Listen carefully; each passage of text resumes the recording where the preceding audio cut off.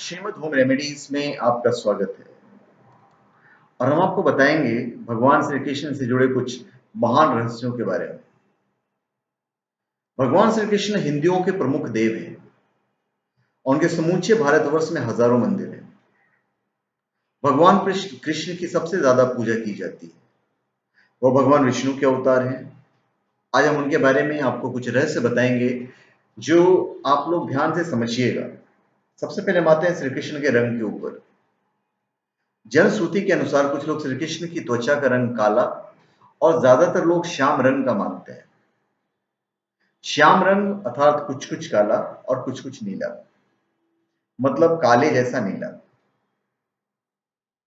जैसा सूर्यास्त के बाद जब दिन अस्त होने वाला रहता है तो आसमान का रंग काले जैसा नीला हो जाता है। जनश्रुति के अनुसार उनका रंग ना तो काला है और ना ही नीला है। यह भी उनका रंग काला मिश्रित नीला भी नहीं था। उनकी त्वचा का रंग श्याम रंग भी नहीं था। दरअसल उनकी त्वचा का रंग मेघ श्यामल था, अर्थात नीला, काला और सफेद मिश्रित रंग। फिर श्री कृष्ण की गंध। प्रचलित जनश्रुति के अनुसार माना जाता है कि उनके शरीर से मादक गंध निकलती रहती थी। इस गंध को वे अपने गुप्त अभियानों में छुपाने का उपक्रम करते थे। यही खूबी द्रौपदी में भी थी। द्रौपदी के शरीर से भी सुगंध निकलती रहती थी जो लोगों को आकर्षित करती थी। सभी इस सुगंध की दिशा में देखने लगते थे।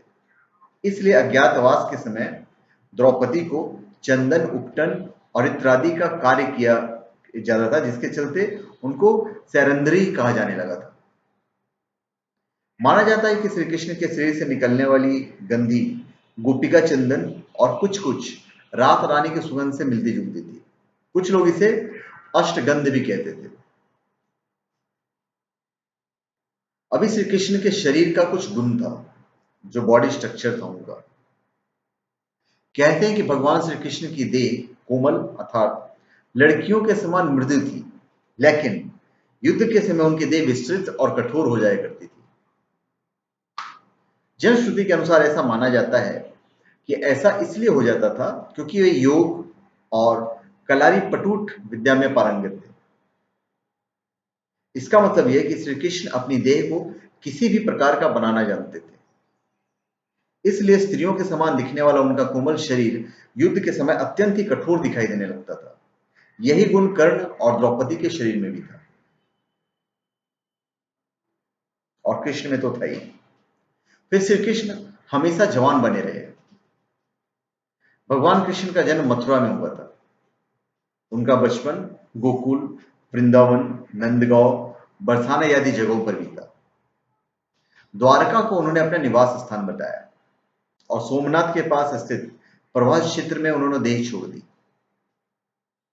दरअसल भगवान कृष्ण इसी प्रभाव क्षेत्र में अपने कुल का नाश देखकर बहुत व्यथित हो गए थे और वो तभी से वहीं रहने लगे थे। एक दिन एक वृक्ष के नीचे विश्राम कर रहे थे, तभी किसी बहेलिये ने उनको हिरण समझकर तीर मार दिया। ये तीर उनके पैरों में जाकर लगा और तभी उन्होंने देह त्यागने का निर्णय ले लिया। एक दिन वे इसी प्रभाव क्षेत्र में एक वन में एक पीपल के वृक्ष के नीचे योग निद्रा में लेटे थे। तभी जरा नाम के बहेलिये ने भूलवश उन्हें हिरण समझकर विष युक्त बाण चला दिया था, जो उनके पैर के तलवे में जाकर लगा और भगवान श्री कृष्ण ने इसी को बहाना बनाकर देह त्याग दिया। जनश्रुति के अनुसार भगवान श्री कृष्ण ने जब देह त्याग किया तब उनकी देह के केश न तो श्वेत थे और न ही उनके शरीर पर किसी प्रकार की झुर्रियां पड़ी हुई थी, अर्थात वे 119 वर्ष की उम्र में भी बिल्कुल युवा जैसे लगते थे, बिल्कुल युवा थे। फिर हम कृष्ण की द्वारिका पे आते हैं। भगवान कृष्ण ने गुजरात के समुद्री तट पर अपने पूर्वजों की भूमि पर एक भव्य नगर का निर्माण किया था। कुछ विद्वान कहते हैं कि उन्होंने पहले से उजाड़ पड़ी कुश स्थली को फिर से निर्मित करवाया था। माना जाता है कि भगवान श्री कृष्ण अंतिम वर्षों को छोड़कर कभी भी द्वारका में 6 महीने से ज्यादा नहीं रहे। अभी प्रश्न ये उठता है कि कृष्ण की द्वारका को किसने नष्ट किया। श्री कृष्ण की इस नगरी को विश्वकर्मा और मैं दानव ने मिलकर बनाया था। विश्वकर्मा देवताओं के और मैं दानव असुरों के इंजीनियर थे। दोनों ही राम के काल में भी थे। इतिहासकार मानते हैं कि द्वारिका जल में डूबने से नष्ट की गई थी। किसने नष्ट किया होगा? मतलब डूबने से पहले नष्ट कर दिया गया था, तो किसने नष्ट किया होगा? यह सवाल अभी भी बना हुआ है। हालांकि समुद्र के भीतर द्वारका के अवशेष ढूंढ लिए गए। वहां उस समय के जो बर्तन मिले हैं वो 1528 ईसा पूर्व से 3000 ईसा पूर्व के बताए जाते हैं। फिर हम आते हैं कि ईसा मसीह पर श्री कृष्ण और बुद्ध का प्रभाव था।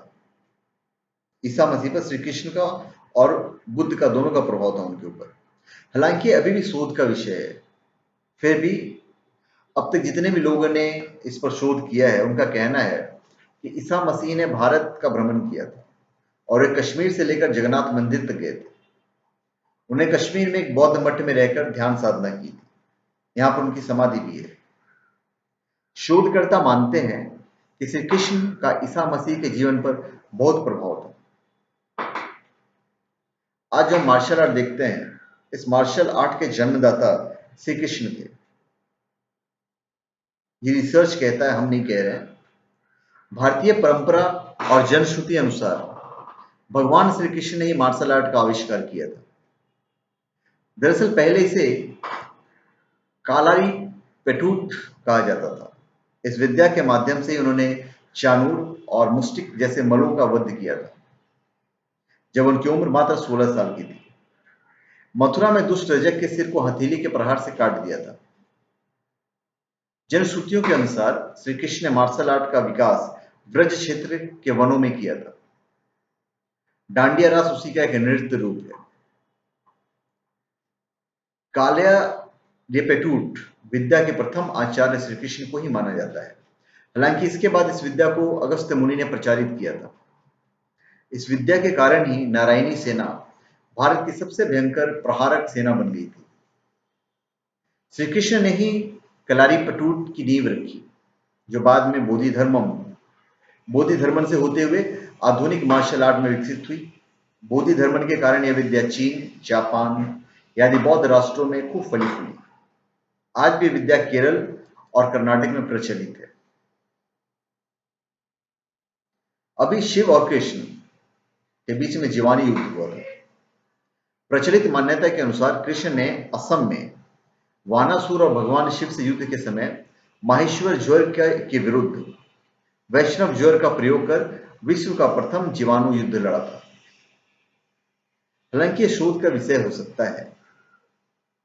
कृष्ण से प्रद्युम्न और प्रद्युम्न से अनिरुद्ध का जन्म हुआ। प्रद्युम्न के पुत्र तथा कृष्ण के पौत्र अनिरुद्ध की पत्नी के रूप में उषा की ख्याति है। अनिरुद्ध की पत्नी उषा शोणितपुर के राजा वानासुर की कन्या थी। अनिरुद्ध और उषा आपस में प्रेम करते थे। उषा ने अनिरुद्ध का हरण कर लिया था। उल्टा था मामला। अनिरुद्ध और उषा आपस में प्रेम भी करते थे। वानासुर को अनिरुद्ध उषा का प्रेम पसंद नहीं था। उसने अनिरुद्ध को बंधक बना लिया। वानासुर को शिव का वरदान प्राप्त था। भगवान शिव को इसके कारण श्री कृष्ण से युद्ध करना पड़ा था। अंत में देवताओं के समझाने के बाद यह युद्ध रुक गया था।